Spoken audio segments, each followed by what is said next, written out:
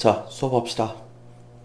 네, 우리 이번 시간에는 이슬람교에 대해서 알아보는 시간을 가지도록 하겠습니다.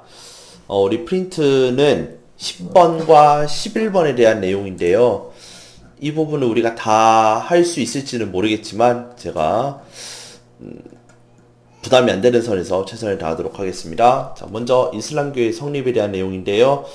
우리 교과서인 69쪽이고요. 69쪽에 있는 내용 밑줄 친 것만 제가 간단하게 읽어드리도록 하겠습니다. 7세기 초 메카의 왕 무함마드는 이슬람교를 정립을 하였는데요. 그는 우상 숭배를 금지하고 유일신의 알라에 절대 복종해야 한다고 가르쳤습니다. 유일신 사상에 대한 내용입니다. 모든 인간은 신 앞에서 평등하며 알라를 믿고 따르면 누구나 천국에 갈 수 있다고 주장하였다. 평등 사상을 주장하고 있고요. 그러나 메카의 귀족들은 무함마드를 탄압을 하였고 무함마드는 신자들과 함께 메디나로 근거지를 옮겼는데 이 사건에 헤지라라고 합니다. 옆에 헤지라라는 뜻은 성스러운 이주라는 의미이기 때문에 이슬람력의 원년으로 삼았다. 시작연도로 삼았다. 그래서 헤지라가 일어난 그 해를 이슬람 1년이라고 붙인다. 네, 이렇게 읽어나가시면 되겠습니다. 자, 먼저 69페이지에 대한 내용만 먼저 살펴보도록 할게요. 자, 69페이지에 대한 내용을 우리 프린트를 통해서 보자면 다음과 같습니다. 자, 이슬람교인데요. 이슬람교 배경. 자, 6세기 무렵 비잔티움 제국과 사산 왕조 페르시아와의 갈등. 그러니까 우리가 앞에서 배웠던 사산조 페르시아는 비잔티움 제국, 즉 동로마 제국이랑 그렇게 사이가 좋진 않았다. 요 얘기를 했었죠. 그때 지중해와 페르시아만의 동서 교역로를 비잔티움 제국이 차단을 하는 바람에 이 사산왕조 페르시아뿐만 아니라 비잔티움 제국에 의해서 더 이상 이 바다를 통해서 지나가는 것이 굉장히 힘들게 되었어요. 그 가운데에서 홍해로 돌아가는 새로운 경로를 개척하는 가운데 메카와 메디나라는 도시가 번성을 하게 되고요. 그때 이 메카와 메디나를 왔다 갔다 하던 그 상인 출신이었던 이 무함마드가 이슬람교를 정립을 하게 되죠. 그런데 이 메카와 메디나가 번성을 하면서 교역의 이익을 둘러싼 귀족과 그런 이제 상인들 간의 그런 분쟁들이 발생하며 귀족이 이익 독점을 통해 사회적 혼란이 더 심화가 되는 상황이었어요. 그때 무함마드가 이슬람교를 들고 와서 사람들에게 평등 사상, 그 다음에 뭐 알라를 섬겨라, 우상 숭배하지 마라, 유일신을 섬겨라, 이제 이런 얘기들을 하면서 누구나 우리는 천국에 갈 수 있다, 걱정하지 마라. 그러니까 귀족들만이 좋은 데를 가는 것이 아니라 우리도 좋은 데를 갈 수 있다. 이렇게 얘기하면서 사람들의 지지를 받죠. 그러니까 이런 배경 속에서 무함마드의 이슬람교는 귀족들에게 반발을 사게 되었고요. 이런 메카 귀족의 탄압을 통해서 무함마드를 포함한 무함마드의 추종자들은 전부 메디나로 피신을 하게 됩니다. 그 사건을 우리는 헤지라라고 이야기를 해요. 헤지라 요거 알아두셔야 되겠죠. 헤지라가 무엇인지 아는 것도 중요하지만 이 헤지라라는 단어 자체만 알아두시는 것도 좋을 것 같습니다. 중요해요. 그래서 성립은 누가 한다? 무함마드라는 사람이 한다. 그 다음에 이슬람교는 알라신을 유일신으로 숭배한다. 그 다음에 알라 앞에 평등하다. 그러니까 평등 사상을 가지고 있다. 이렇게 여기 있는 이 빨간색 내용 정도는 우리가 보셔야 할 것 같습니다. 자, 그럼 확대 볼게요. 확대. 이 이슬람교는요, 이 새롭게 만들어진 이슬람교는 새로운 공동체를 결성하면서 메카에 있는 귀족들을 정복을 해서 메카를 점령을 합니다.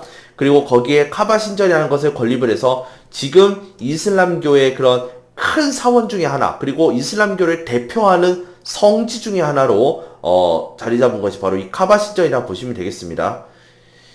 이렇게 시작된 그 이슬람 공동체는 이 무함마드의 지도 아래 아라비아 반도 대부분을 통일을 하면서 큰 이제 국가 세력으로 등장하기 시작을 해요. 확대에 대해서는 우리가 따로 볼 필요는 없고요. 자, 특징 볼게요. 특징. 자, 이들의 경전의 이름은 우리 쿠란이다 라고 얘기를 해요. 쿠란 또는 코란 이렇게 얘기를 하는데 이 코란은 무조건 그 아랍어로만 써져 있기 때문에 아랍어 말고 뭐 영어라든지 한글이라든지 뭐 중국어라든지 이런 식으로 번역이 불가능하다라고 되어 있어요. 종교적으로 이들은 이것을 번역하는 것을 신성시하지 않았기 때문에 그렇게 좋아하지 않았다라는 거지. 그렇기 때문에 쿠란을 통해서 아랍어가 굉장히 전파가 되었다. 이제 요런 내용도 뒤에 나오니까 같이 알아주시면 좋겠습니다. 오대유무에 대해서는 중요한 내용이 아니니까 넘어갈게요.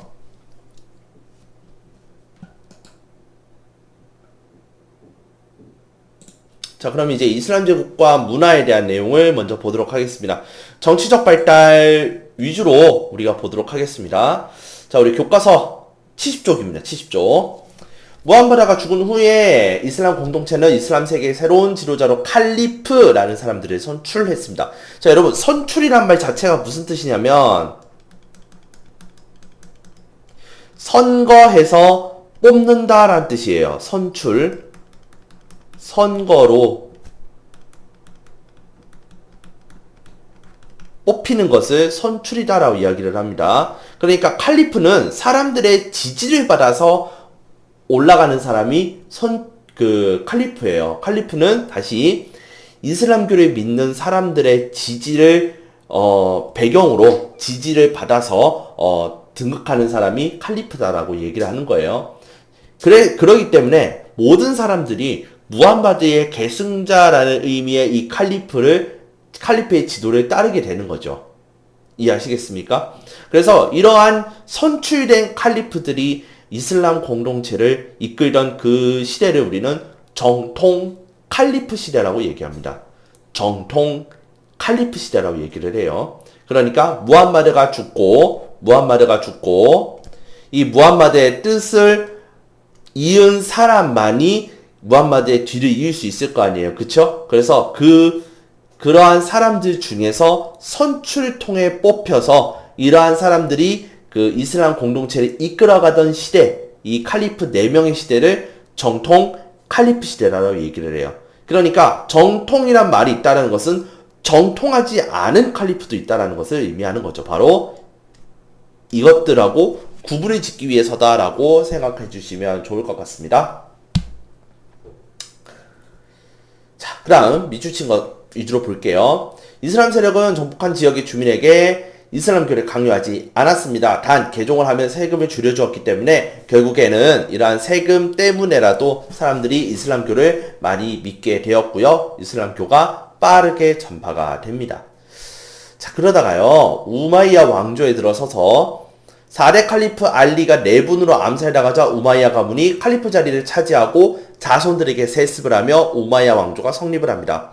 아까 우리가 봤던 정통 칼리프 시대하고는 다르게 이다음부터 왕조라는 말을 쓰는데, 왜 왕조라는 말을 쓰느냐면 이러한 칼리프의 지위가 세습이 되는 구조를 지니고 있었기 때문에 왕조라는 말을 붙였던 거예요.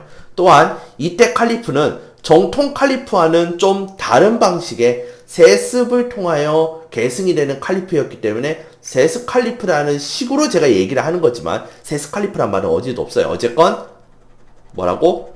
칼리프긴 칼리프인데 이 칼리프하고는 구분이 지어져야 된다고. 그래서 앞에 있는 시대를 뭐라 한다고? 정통 칼리프라고 얘기하고, 그 다음부터는 정통 칼리프 무슨 시대라고 얘기하는 게 아니라 뭐라고? 왕조라고 얘기를 하는 거라고요. 아시겠죠? 자, 우마이야 왕조는 다마스쿠스를 수도로 삼고 정복 활동을 벌여서 중앙아시아에서 북부아프리카, 그 다음 밑줄 꺼야 돼요. 유럽의 이베리아 반도까지 영토를 확장하였다. 자, 그래서 우리가 우마이야 왕조에 대해서 이야기를 할 때 우마이야 왕조는 수도를 다마스쿠스로 잡아요. 다마스커스라고도 하는데 우마이야 다마스쿠스. 예, 요거 첫 번째. 두 번째, 우마이야 왕조의 특징은 유럽의 이베리아 반도까지 진출했다. 근데 이베리아 반도가 어딘지를 모를 거잖아요. 그쵸? 예. 모르는 게 당연해요. 이베리아 반도는 지금의 스페인 지방이에요. 스페인, 포르투갈. 그러니까 요렇게 해서 프랑스가 있으면 요런 식으로 요런 식 밑에 있잖아요. 요 밑에 이 지방. 여기가 프랑스, 포르투갈 있는 지역이거든요. 그리고 여기가 요렇게 아프리카 이렇게 맞닿아 있고요. 그래서 여기 이제 세비야가 이렇게 있으면 여기 이렇게 건너가면 여기가 아프리카. 여기를 우리는 뭐라 하냐면 이베리아 반도라고 얘기를 해요. 이슬람 세력이 여기까지 쳐들어온 거예요. 그래서 여 밑에 남부에 있는 이 지방까지 쳐들어와요.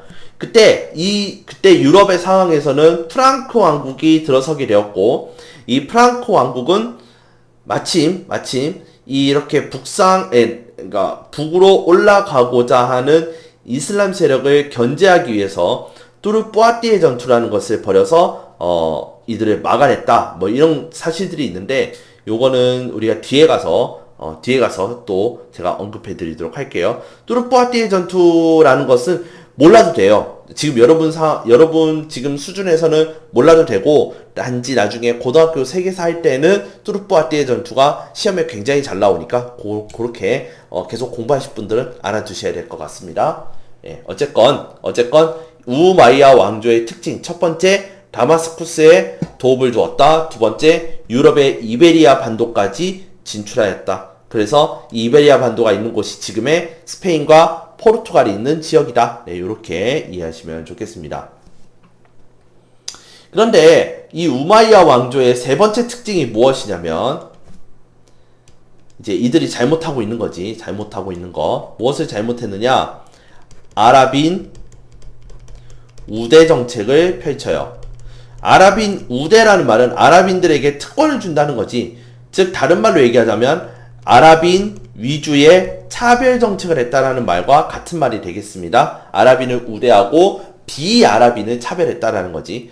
똑같이 이슬람교를 믿지만 아랍인이 아니라는 이유만으로 차별을 받았다라는 것을 얘기하는 겁니다. 그래서 그걸로 인해서 불만에 사서 결국 아바스 왕조에게 멸망을 하고요. 아바스 왕조는 제일 첫 번째 특징이 뭐겠습니까? 그러면 아바스 왕조는 제일 먼저 아바스 왕조를 뭐부터 할까요? 그렇지. 이러한 우대 정책을 하지 않는다는 거죠. 그러니까 우대 정책을 폐지를 했겠지. 그치? 첫 번째 특징이 그래요. 그러면 아바스니까 바그다드예요. 바그다드. 예, 바그다드에다가 도읍을 둔 아바스 왕조. 자, 이게 어디에 나와 있느냐면 71페이지 아바스 왕조입니다.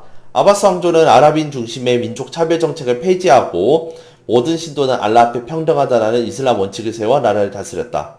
아랍인이 아닌 이슬람교도에게 부과하던 세금을 면제하고, 그러니까 이슬람 교도이긴 하지만 비아랍인들에게 했던 모든 차별 정책을 폐지했다라고 보시면 돼요. 같은 뜻이에요. 그 중에 하나예요.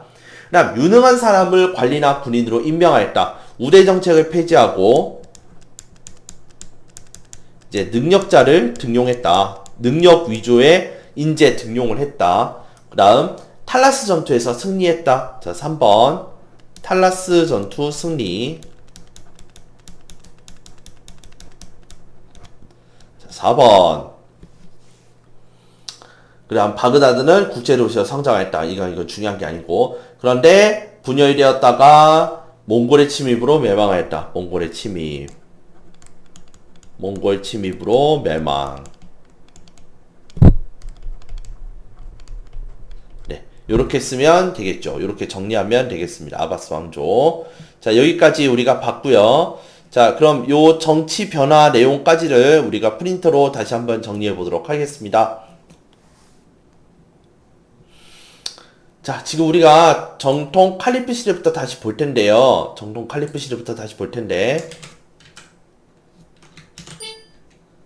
자, 다시 이슬람 수업용을 이렇게 돌려놓고, 자, 칼리프 볼게요. 무함마드 사후 후계자로 선출되어 이슬람 공동체를 이끌었다. 이런 사람을 칼리프라고 얘기한다. 이 정통 칼리프 시대에는 영토 확장을 많이 했다. 요건 중요하지 않지만 그냥 봐주시면 되겠고요. 1번이 중요합니다. 1번 칼리프가 누구인지. 자, 그 다음에 이슬람교 전파 볼게요. 정복지 주민에게 강요하지 않은 대신에 개종하면 세금을 감면해줬기 때문에 빠르게 전파할 수 있었다. 예. 개종하지 않아서 불이익을 주진 않았지만 어쨌건 내야 하는 세금이니까 세금 내. 대신에 너네 전통은 인정해 주겠다. 하지만 믿는다면 세금을 깎아주겠다. 이렇게 했으니까 사람들은 이러한 세금 감면 혜택을 이용해서 그런 걸 통해서 많이 개종을 하게 되었죠. 자, 그런데 이슬람 세력이 확대되고 칼리프 선출에 대해서 내분이 일어나면서 4대 칼리프 알리가 암살하고 이때 등장했던 우마이야 가문에 의해 칼리프가 차지가 되면서 정통 칼리프 시대가 끝나게 됩니다. 그러니까 정통 칼리프 시대에서 우리가 봐야 될 내용은 요것과 요겁니다. 이 두 가지. 자, 우마이야 왕조예요. 우마이야 가문이 칼리프 지위를 차지하면서 성립을 하게 되었다. 그때 우마이야 가문이 칼리프 지위를 차지할 수 있다 없다를 가지고 이 지지 세력이 분열이 되는데, 그때 이 시아파라고 하는, 그러니까 이슬람교 시아파는 칼리프는 알리 외에는 없다. 알리 다음으로는 칼리프가 없다라고 주장하고 있어요. 그러니까 우마이야 왕조와 그 우마이야 왕조 이후에 등장하는 칼리프들에 대해서는 과감하게 부정하는 입장을 보이게 되는 거죠. 그러니까 언젠가는 우리의 진정한 칼리프가 다시 나타날 것이다 라고 이제 기다리고 있는 상황인 거고요. 그에 비해서 수니파는 무함마드의 혈통이어야만, 또는 이러한 칼리프여야만, 알리 다음에 그 정통한 칼리프여야만이 칼리프의 지위를 갖는 것은 아니다. 즉 능력과 재질만을 갖추고 있다면 얼마든지 칼리프가 되어서 우리를 지도할 수 있다라고 이야기를 한 사람들이 수니파예요. 수니파. 그러니까 시아파와 수니파는 이러한 의견 대립이 지금까지 이어져 오면서 시아파가 과격한 그런 이제 과격한 단체로 이제 성장을 하게 되는 것이고, 수니파는 대부분의 이슬람 교도들이 거의 다 수니파라고 보시면 되겠습니다.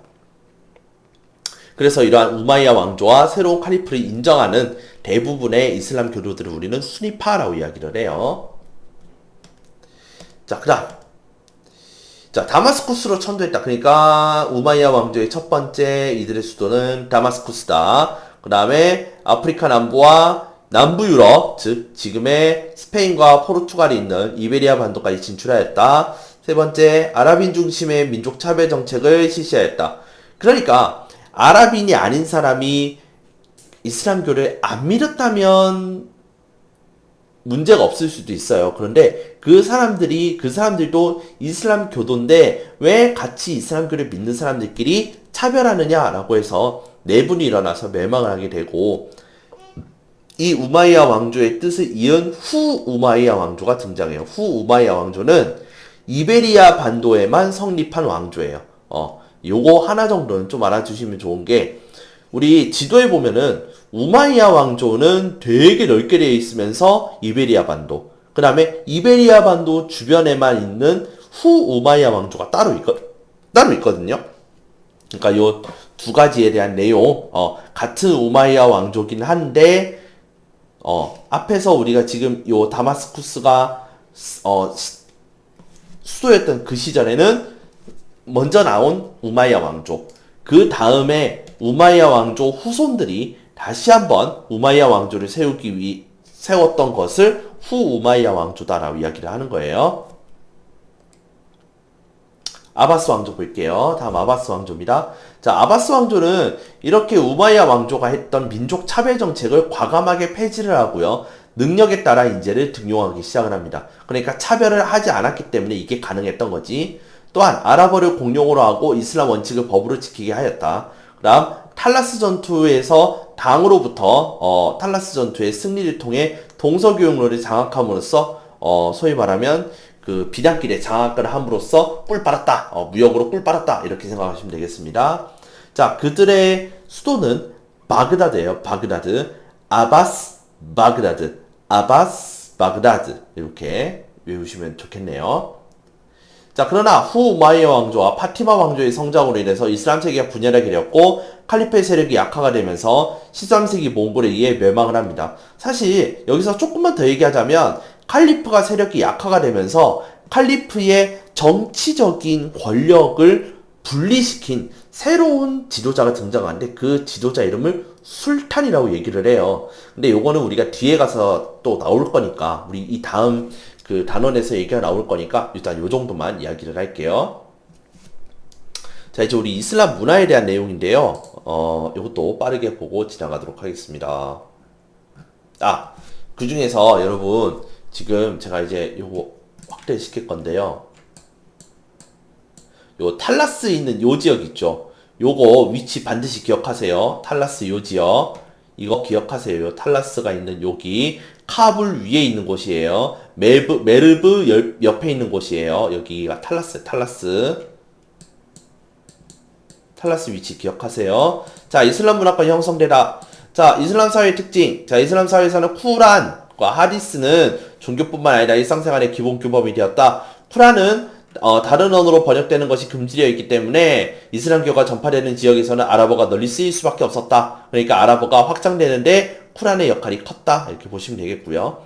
쿠란은 알라의 계시를 정리한 경전이니까 이슬람교에 있어서 성경이랑 마찬가지예요. 이 5가지 의문은 여러분들이 읽어보시면 되겠습니다. 중요한 것은 아니니까요.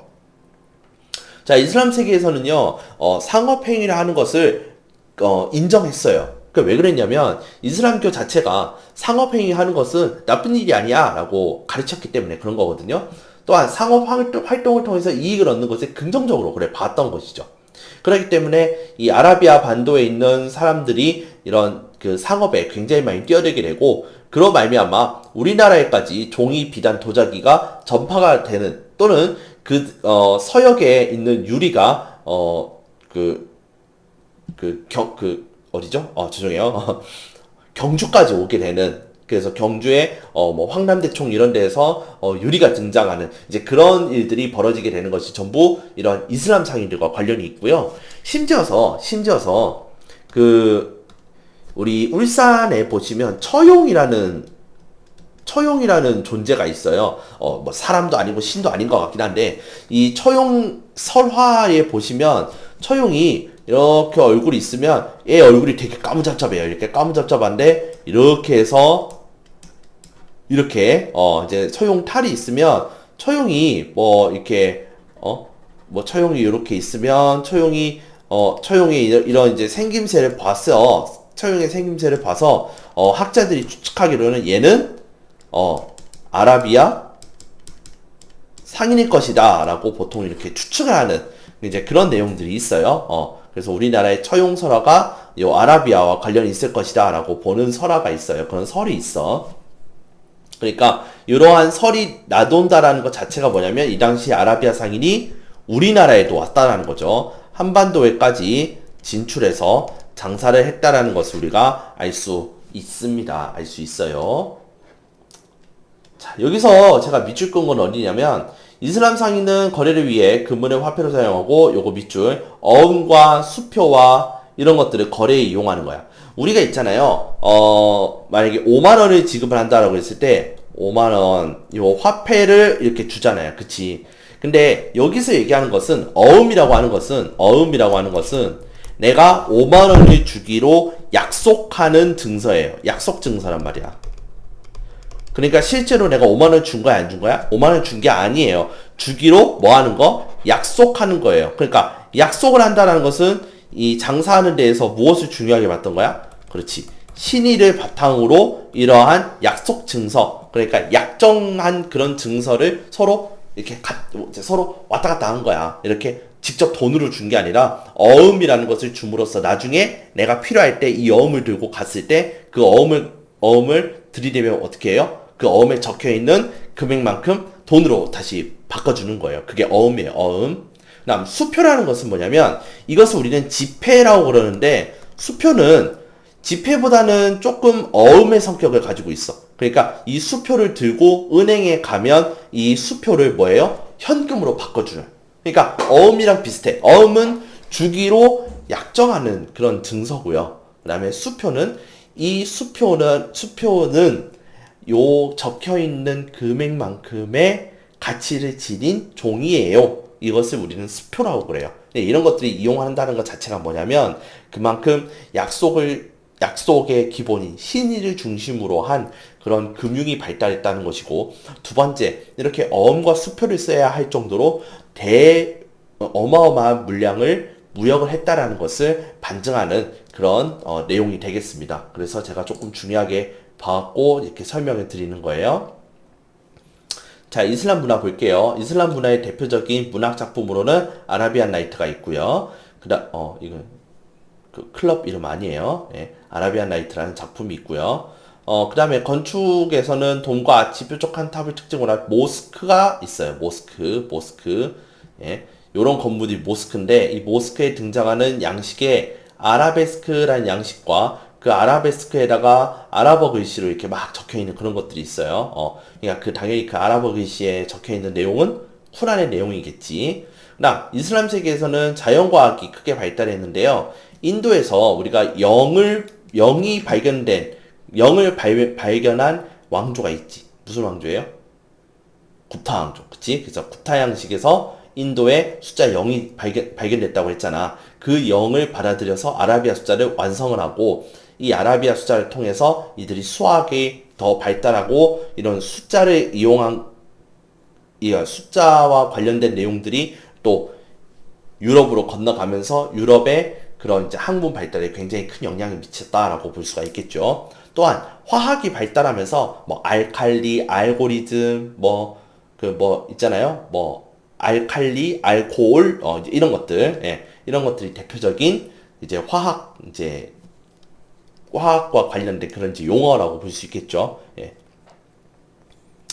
이러한 이슬람의 과학 지식은 중국으로부터 들어온 제지법, 나침반, 화약과 함께 유럽으로 그대로 전해지게 되고, 유럽이 중세 시대가 깨지고 근대로 넘어가게 되는 그 어마어마한 역할을 하는데, 이러한 문물들이 한 역할을 해요. 그러니까 이 내용은 굉장히 중요합니다. 예.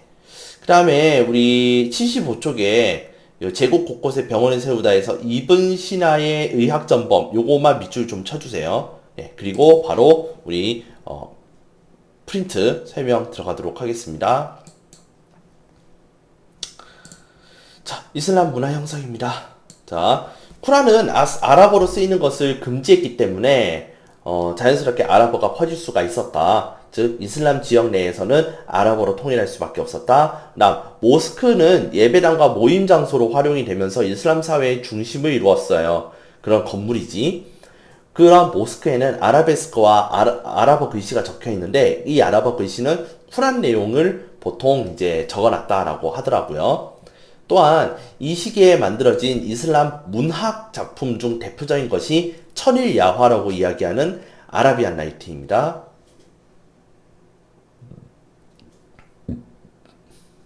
아바스 왕조는요, 이런 이슬람 문화와 비잔티움 문화와 그리스 고전 문화가 결합이 된 그런 이제 복합적인 그런 문화 양식을 만들었다 정도로만 이해하시면 될 것 같고요. 특히 아랍어로 번역된 그리스 철학서는 훗날 유럽에 소개가 되면서 중세 철학의 발전에 기여했다라고, 요것까지도 여러분들 이해하시면 좋을 것 같아요. 외우는 거 아닙니다. 그러니까 여기서 굳이 외운다면 요거 하고, 대표적인 작품으론 요런 게 있다. 네, 요 정도만 알고 계시면 될 것 같아요. 자, 자연과학의 발전. 자, 수학 같은 경우는 요걸 통해서 아라비아 숫자가 완성되었다. 요 내용은 반드시 알고 계셔야 되겠고요. 그 다음에 대표적인 그런 작품으로는 이브ን 시나의 의학전범이라는 책, 요거 정도 하나는 기억해 주시면 좋을 것 같아요. 그다음 마지막으로 동서문화 교류에 이바지했다. 자, 이슬람교는 상업행위를 긍정적으로 여겼기 때문에 동서무역을 주도하는 데에 큰 역할을 했고요. 또한 거래장부, 어음, 수표를 이용함으로써 발달된 그 금융 정책 또는 그런 이제 금융 문물들을 이제 이용했다라고 보시면 되겠습니다. 또한 그러니까 중국의 발명품을 유럽에 전파함으로써 이 유럽의 그런 사회 변화에 큰 역할을 했다. 예, 요 정도만 우리가 보셔도 충분할 것 같습니다. 요 2, 3번 요 내용 위주로만 보세요. 자, 그래서 우리 오늘 이슬람교와 이슬람 제국과 문화에 대한 내용까지 우리가 한꺼번에 봤는데요. 요 내용을 통해서 여러분들이 이슬람교가 어떻게 생겨나게 되었고, 그 다음에 그 이슬람교가 아라비아 지역, 아라비아 반도 지역을 어떤 식으로 통일을 해서 그 후에 어떤 시대로 발전하고 어떤 왕조들이 섰고 그 왕조들이 어떤 것들을 했으며 이런 것들로 인해서 이슬람교가 어떻게 전파가 되었는지 우리는 이번 시간에 배웠고요. 또한 이슬람 문화의 성격과 그 다음에 이슬람 문화의 성격을 통해서 주변 문명들이 어떤 영향을 받았는지 그 부분에 대해서도 우리가 이야기를 했었습니다. 다음 시간에는 아마 학교에서 보게 되겠지만 학교에서 또 다음 시간 수업을 할 때에는 우리가 중세 유럽에 대한 내용을 가지고 수업을 하도록 하겠습니다. 오늘 여기까지 하겠습니다. 고생하셨습니다.